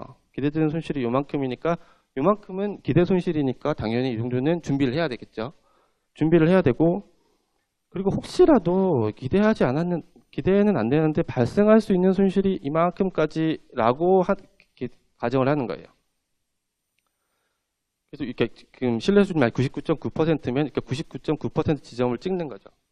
여기까지는 혹시 모르니까 신용사건이 발생했을 때 손실 규모인 겁니다. 사실은 이게 이제 그 이코노믹 캐피탈의 개념을 그대로 신용바에 가져온 거인데 그러니까 갖고 있는 자산이 손실이 났을 때 이만큼까지는 그래도 자본을 보유하고 있으면 손실을 커버할 수 있다라는 개념에서 가져온 거거든요. 네. 근데 그때 요 점을 저기 신용바라고 부르자라고 하고 저희 내부적으로는 쓰고 있습니다. 예. 그러니까 이 99.9%가 넘어가는 요거는 완전 이제 극단적인 값으로 예상이 불가능한 부분이라고 부른 거죠. 저희는.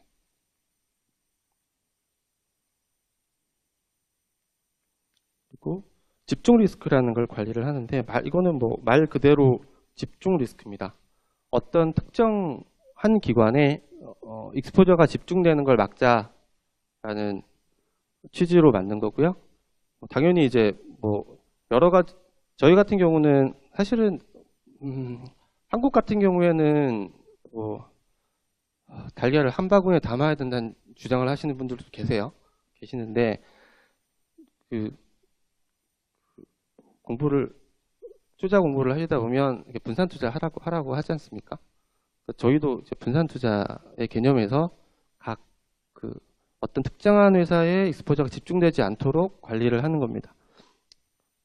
약간 저희가 지금 측정하는 집중 리스크는 약간 기여도의 개념인데 신용바가 한 기업이 전체 신용바에 어느 정도 기여를 하는지를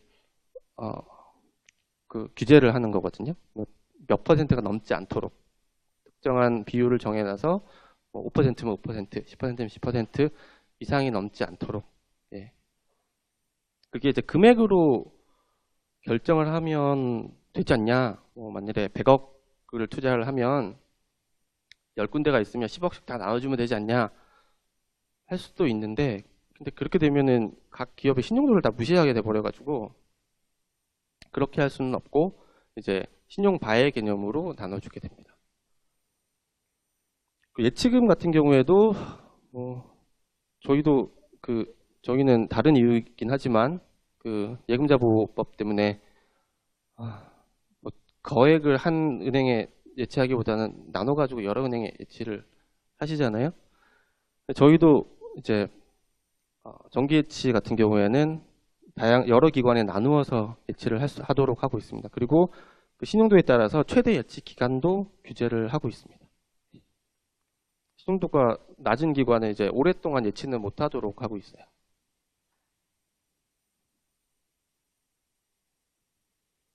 이거는 저희 거래 상대방 부분인데, 거래 상대방의 신용 등급도 관리를 하고 있습니다.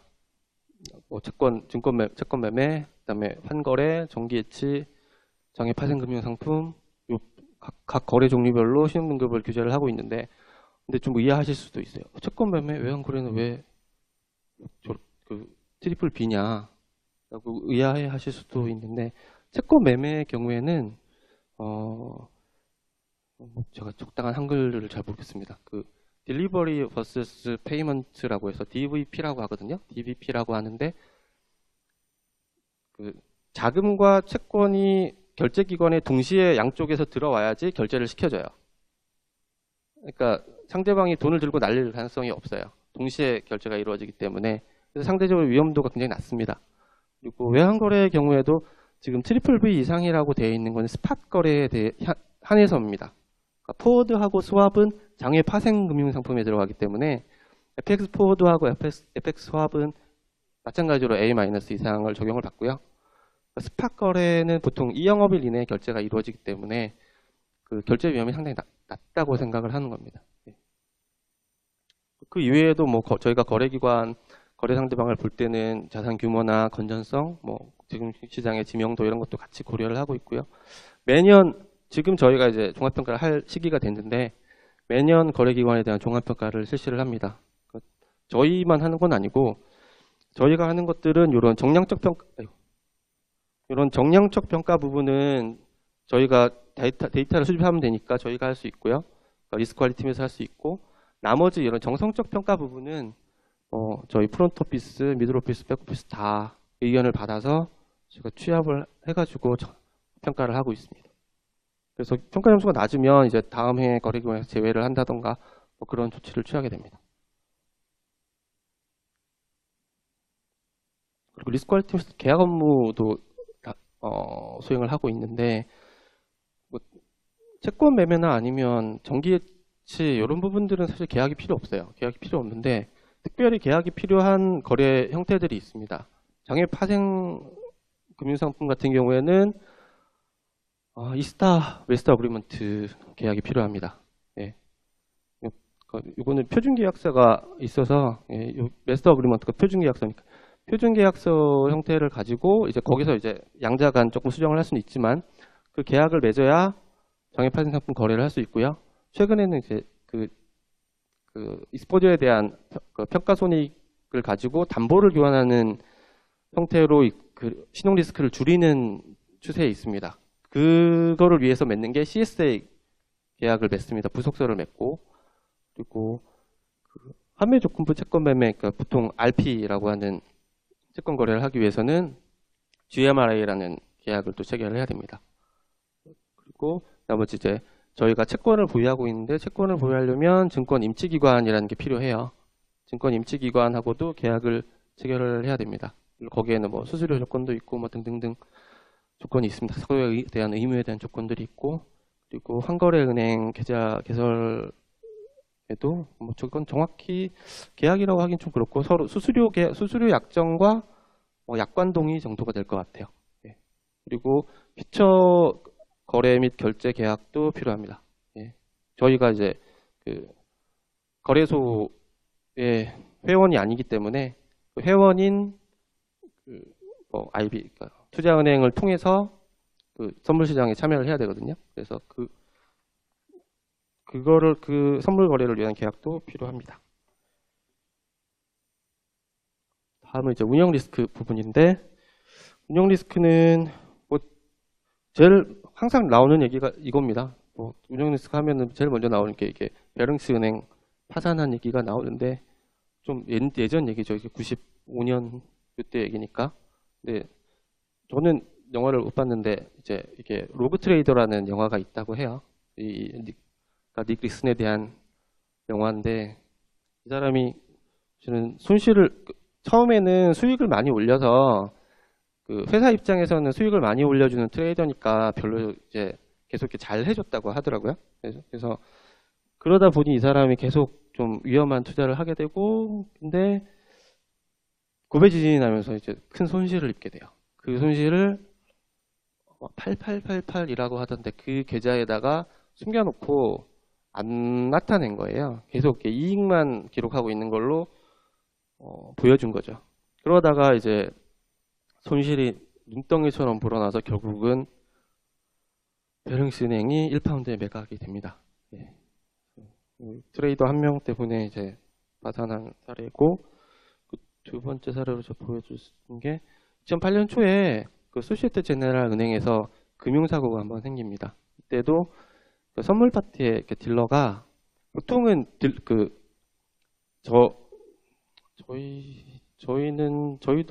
저희는 매일매일 어느 정도의 그 회의를 통해서 뭐 거래 규모를 정하지만, 그 운용사나 뭐 저쪽 투자은행 쪽에는 각 운용 담당자별로 한도가 설정돼 있어요. 거래할 수 있는 한도가. 근데 이 한 사람이 그 한도를 넘어서 투자를 하고 싶은 거예요. 아마 너무 지나치게 확신이 있었던가, 아니면 뭐 성과를 보여주고 싶었던가, 뭔가 이유가 있었겠죠. 자기 한도를 넘어서 투자를 하고 싶어서 이제 그 보안 시스템을 좀 피해가지고 투자를 했다가 큰 손실을 입은 경우입니다. 이제 뭐 이게 아까 95년에서는 한 10년 이상 지난 때여서 단순히 규모로 비교하기는 그렇지만 손실 규모는 그저 닉 리슨 사건보다 더 컸다고 하고요. 이제 그게 이제 이것 때문에 소시에테 제네랄 은행이 망하진 않았지만 큰 손실을 본 사건이고, 이제 최근에는 이게 IT로 통제를 하는 경우가 되게 많습니다. 각종 한도나 그런 것들 IT로 통제를 하는 경우가 많아서 그런 부분에 대한 저기 누구 있잖아요. 그러니까 운영입니다. 운영 리스크 관리가 좀 중요해지고 있습니다.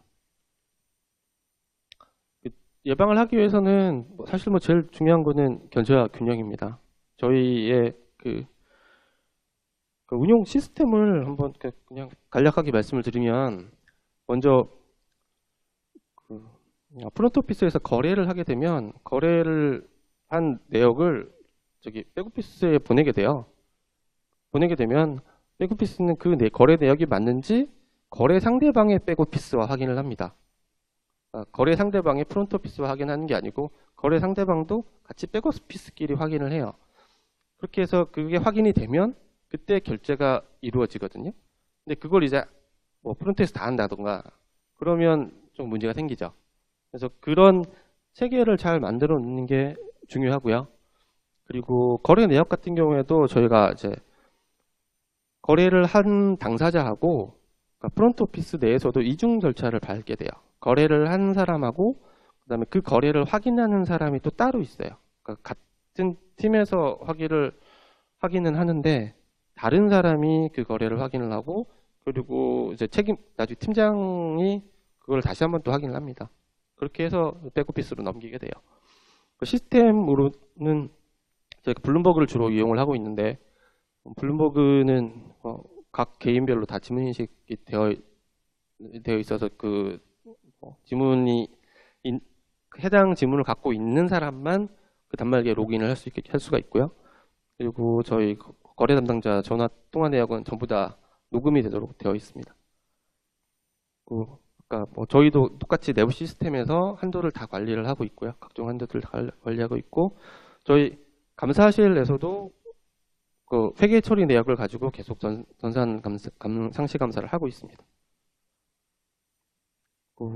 리스크 관리팀에서는 또 운영 리스크의 전체적인 수준이나 그런 것들을 정성적으로 모니터링을 하기 위해서 매달 서베이를 하고 있고요.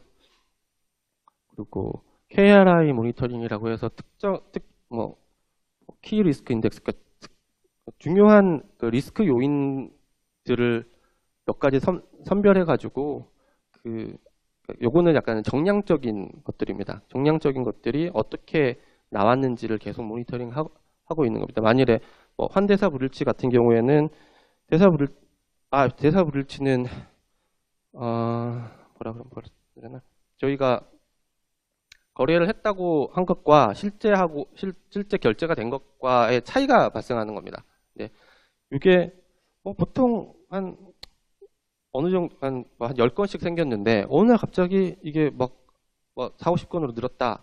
그러면 뭔가 이상한 일이 한번 벌어진 거죠. 그러면 이게 왜 생겼냐? 그거를 파악을 하게 됩니다. 한도 위반은 이제 매일매일 또 그 시스템하고는 별개로 또 저희 팀에서 좀 점검을 하고 있고요. 그리고 그 외자 운영원에는 다른 저희 은행 조직하고는 달리 준법 감시인이 별도로 한 분이 계십니다. 물론 준법 감시인이 있고 또 같이 또 있는 직원도 있고 그 준법 감시인은 저희 외화자산 운용 행동규범이라는 걸 제정을 하고 그 준수 여부를 항상 확인을 하고 있습니다. 사실 이거 아실지는 모르겠는데 한국은행 자체로도 저기 직원 윤리 강령하고 행동 강령이 있어요. 한국은행 직원 윤리 강령과 행동 강령 거의 그러니까 그냥 그 내용은 사실 저희는 공무원은 아니지 않습니까? 저희 공무원 연금도 못 받고 근데 이 행동 강령은 거의 공무원으로 보시면 돼요. 저희도 아마 김영란법도 적용을 받을 거고 대부분의 규제를 다 공무원에 준해서 받습니다. 받는데 거기에서 추가로 더 좀 특별히 준수해야 될 부분들을 더 만들어 놓은 게 외화자산 운용 행동규범입니다. 네. 정기적으로 이제 저희가 로테이션 조직이다 보니까 잘 모를 수도 있으니까 새로 바뀐 직원들한테는 정기적으로 교육도 시키고 이제 잘 지키고 있는지 점검도 하고 설문조사도 합니다. 설문조사의 의미는 당신 잘 지키셨어요? 이거 물어보는 게 아니고요.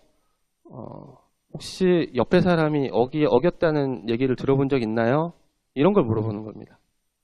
네. 옆에 사람은 아니고 하여튼 소문으로 누가 직원 중에 누가 이런 걸 어겼다는 얘기를 들어본 적이 있습니까? 이런 걸 물어보는 거예요. 근데 그게 이제 있다고 나오거나 많다고 나오면 뭔가 있는 거죠. 예. 이거는 사실은 다 적지는 못하고 몇 가지만 적었어요. 저희 금전거래 당연히 안 될 거고, 선물 향응 안 될 거고, 비밀은 유지해야 되고, 대외 활동이나 언론 접촉 시에도 사전에 신고해야 되고, 사행행위 안 되고 등등이 있습니다. 예. 유동성 리스크 부분인데, 유동성 리스크는 평상시에는 이게 거래 비용이라고 생각하시면 돼요. 저희 거래 비용을 측정을 해서 저희가 유동화하는데 비용이 얼마나 드는지를 측정을 합니다. 자,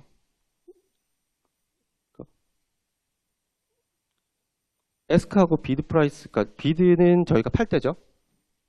저희가 팔 때고, 에스크는 그죠? 비드는 저희가 팔 때, 에스크는 저희가 살 때. 이 두 가지의 가격 차이를 가지고 미드 값으로 나누면 미드 값으로 나누면 이제 그 율이 나올 거고요. 근데 그 반을 쓰는 거는 저희가 갖고 있는 거를 팔 때 유동화 비용이기 때문에 반만 쓰는 겁니다. 거래 비용의 반만 쓰는 겁니다. 위기 시에는 몇 가지 가정을 해요. 몇 가지, 매매호가 스프레드가 과거 역사적인 히스토리를 보니까 굉장히 확대된 적이 있더라. 그럼 이걸 쓰자. 99% 퍼센타일을 씁니다.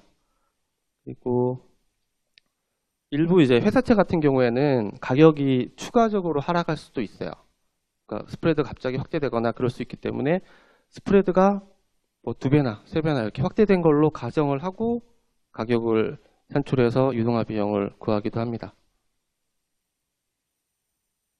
그리고 그 유동화 가능 규모를 이제 어느 정도까지 유동화가 가능할 수 있도록 강제하는 부분도 있어요. 그러니까 현금성 자산이 일정 규모 이상 되어야 한다라는 기준이 있고요. 그리고 투자를 함에 있어서 정부채를 투자할 수도 있고 뭐 정부 기관채를 투자할 수도 있는데 사실은 가장 유동화하기 쉬운 게 정부채입니다. 그래서 정부채를 일정 비중 이상은 가지고 있어야 한다라는 규제도 있어요.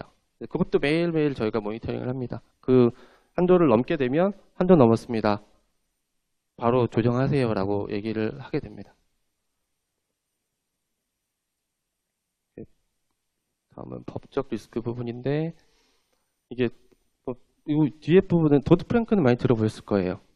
그 EMIR은 잘 못 들어보셨을 거고 이게 국제적인 이제 금융위기, 글로벌 금융위기 이후에 규제 변화입니다. 규제 변화 내용들인데 사실 도드 프랭크랑 비슷해요. EMIR도 마찬가지로 금융기관들 규제하는 내용들인데 그런 것들 때문에 새로운 규제들이 좀 생겼죠. 예, 장외 파생 상품 등에 대한 규제들 같은 경우에는 뭐 CCP를 이용해라. CCP는 그러니까 중앙 청산소인데 CCP를 이용을 하라든가 뭐 CSA를 도입을 하라든가 강제상은 과거는 아니었거든요. 근데 그 뭐 꼭 도입을 하라든가 그런 식으로 점점 더 규제가 강화되고 있습니다. 그래서 그런 것들에 대해서 대응을 해야 되고 그리고 저희가 투자 대상물을 넓히다 보니까 위안화 신규 투자도 하게 됐는데 중국 같은 경우는 그 글로벌 금융시장하고는 조금 규제나 이런 법령이나 이런 것들이 많이 틀려요. 제도도 틀리고 그러니까 사실은 이렇게 말씀드리기는 좀 그렇지만 하여튼 글로벌 스탠다드에 맞는 시장은 아니에요. 좀 많이 독특한 형태를 갖고 있는 시장이에요. 그래서 거기에 맞춰서 이제 어떤 계약이나 이런 것들을 해야 되기 때문에 그런 부분에 대한 검토나 이런 것들 되게 필요합니다. 그리고 최근에 이제 제일 큰 뉴스는 이제 폭스바겐 배기가스 조작 문제일 텐데 이게 어떻게 연결될까라는 의문이 있으실 수도 있어요. 근데 만일에 저희가 그 폭스바겐 채권을 갖고 있으면 그 사건 때문에 손해를 입었을 수 있거든요. 근데 그거는 얘네가 나쁜 짓을 해가지고 손해를 입은 거기 때문에 저희는 손해배상을 청구할 수 있어요. 그러려면 소송을 해야 되거든요. 그러니까 이런 부분들을 하려면 이제 법적 리스크를 계속 저희도 관리를 할 필요가 있는 겁니다.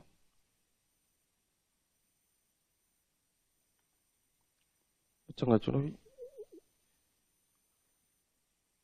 아까 말씀드린 여러 가지 계약들을 이제 할 때에는 중앙은행으로서 저희가 조금 그 수정을 해야 될 부분들이 생겨요. 표준계약서는 사실은 상업기관들끼리 이렇게 계약이다 보니까 저희가 계약을 맺을 때는 저희에 맞게 좀 수정할 필요가 생깁니다. 그래서 그 부분들이 어떤 부분들인지를 좀 검토를 해야 되고요. 그리고 터무니없이 불공정한 계약 내용을 상대방이 저희한테 요구할 수도 있잖아요. 근데 그거를 모르고 그냥 사인하면 안 되니까 그런 부분들을 리뷰를 할 수 있는 능력을 가진 사람들이 필요합니다. 그래서 지금 저희 팀에는 이런 부분들을 계속 리뷰를 하시는 변호사님이 한 분 계세요. 예. 이런 법률, 금융 계약에 따른 법률 수요도 계속 저희 쪽에서는 생기고 있습니다.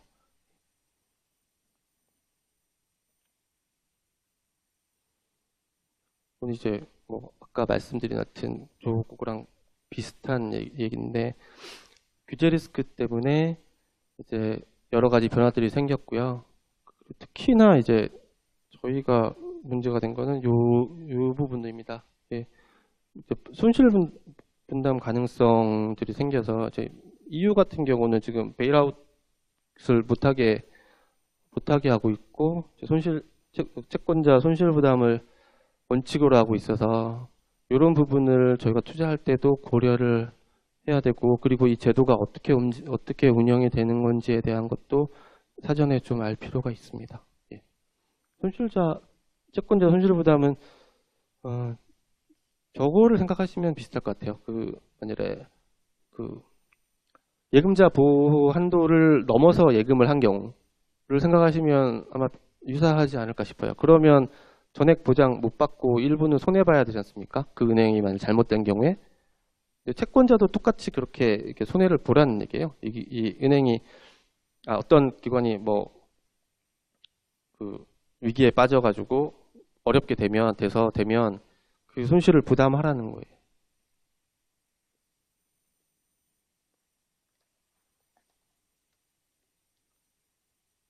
마지막으로 최근에 이제 여건 변화 및 저희의 대응 부분입니다. 먼저 하나는 마이너스 정책 금리입니다. ECB나 아니면 BOJ 같은 경우 지금 현재 마이너스 정책 금리를 가지고 가고 있는데 그래서 독일 정부채 같은 경우는 지금 거의 중기물까지 채권이 다 수익률이 마이너스예요. 그러면 그 얘기는 결국 채권을 물론 이렇게 마이너스에서 더 큰 마이너스로 가서 캐피탈 게인을 얻으면 그럼 되죠. 근데 좀 불안하잖아요. 그거 그냥 보유해서 만기까지 갖고 있으면 그냥 가치에 손실이 생겨버리는 거니까 이런 것들이 지금 현재는 저희가 참 부담이 됩니다. 그래서 마이너스 금리 하에서 외환 보유액의 가치를 어떻게 유지를 할 건가 그런 것들이 좀 문제가 되는 부분입니다. 예. 이거에 따라서 리스크 관리 측면에서도 그러면 이렇게 한도 같은 거 설정을 어떻게 해야 되나 그런 것들이 좀 과제이긴 합니다. 명시적으로 지금 마이너스 금리에 투자를 하면 안 된다라는 조항은 없지만 마이너스 금리 채권에 투자하는 게 상당히 부담스러운 건 사실이거든요. 예.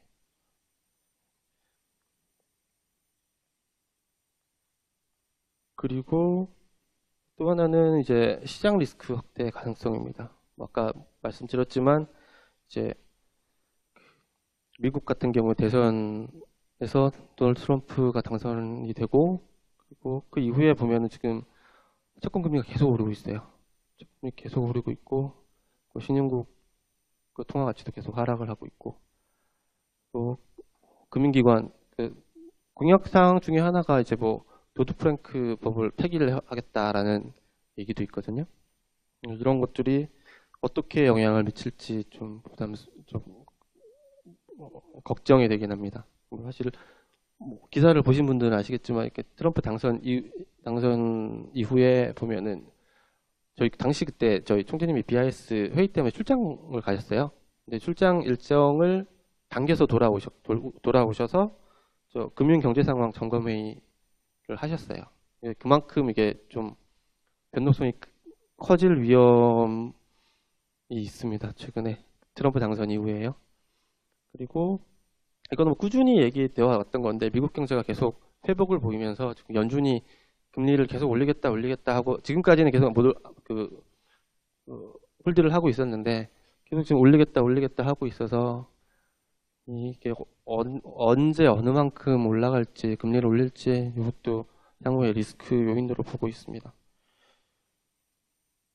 그리고 마지막에 하나는 혹시 보셨는지는 모르겠는데 하도 많이 보셨으니까 그 빅숏이라는 영화가 있었습니다. 네, 빅숏이라는 사실은 그 글로벌 금융위기를 배경으로 한 영화인데 그 영화에 보면 장면 하나가 나오는데 거기에 이제 거기 이제 주인공들은 다들 이제 금융시장이 지금 과도하게 프라이싱이 되어 있고 이게 향후에는 가격이 급격하게 하락을 할 거다라는 쪽에 생각을 가지고 그쪽에 베팅을 한 사람들이었어요. 그러니까 가격이 하락할 거다라고 베팅을 한 거니까 이제 숏을 냈겠죠. 예. 숏을 내고 있는 사람들인데 그 중에 한 사람이 신용평가사를 찾아갑니다. S&P를 찾아갔던 걸로 기억을 하는데 신용평가사를 찾아가서 왜 얘가 지금 기초자산이 되게 부실한데 왜 신용등급을 안 내리냐? 얘가 어떻게 이 등급을 받을 수가 있냐라고 얘기를 합니다. 근데 그 여자분이 이거는 우리 내부의 모형에 따라서 그렇게 산출된 겁니다. 라고 얘기를 하는데 계속 이제 그쪽에서는 얘기를 하죠. 이 자산이 그렇지 않다라고 얘기를 하는데 결국 나중에 그분이 그 S&P에 있는 여자분이 얘기를 하죠. 우리가 등급을 안 주면 얘는 이 고객은 무디스로 갈 거다. 라는 얘기를 해요. 그러니까 S&P, 무디스, 피치 모두 큰 국제적인 신용평가사이긴 한데 글로벌 금융위기 이후에 굉장히 많은 비판을 받은 게 뭐냐면 이 사람들의 비즈니스가 어차피 그 신용 등급을 평가해주고 그러니까 공익이 목적이 아니거든요. 신용 등급을 평가해주고 수수료를 받아요. 그러니까 수수료 수입을 받는데 이제 이해상충이 생기는 거죠. 이 사람들이 저희 사실은 최근에 회계 쪽에 저희 한국의 회계사들이 좀 관대하게 감사를 하는 경향이 있다. 감사 거절 잘 안 한다. 의견 거절 잘 안 한다. 그런 얘기들이 좀 있잖아요. 비슷해요. 회계사들도 감사를 하면서 거기서 또 수익을 얻잖아요. 신용평가사도 신용 등급을 매기면서 또 수수료를 얻어요. 이해상충이 생겨서 그런 부분에서 제대로 평가를 못하는 것 같다라는 비판이 많았고 그리고 좀 느려요. 좀 반영되는 게 좀 느립니다. 아무래도 그런 부분 때문에 문제 제기가 많이 됐고요. 그래서 국제 신용평가 기관에서 제시하는 신용등급 이외에 다른 신용평가 방법이 필요하지 않나라는 문제 제기가 많이 됐고 그래서 리스크 관리 측면에서도 신용 리스크를 측정하기 위해서는 적절한 내부적인 보안 기준이 있어야겠다라는 생각을 하고 있습니다. 내부적으로는 조금 고민을 갖고 연구를 하고 있는 중입니다. 네, 이상으로 마치겠습니다. 조금 재미없는 내용이실 수 있는데 끝까지 들어주셔서 감사합니다.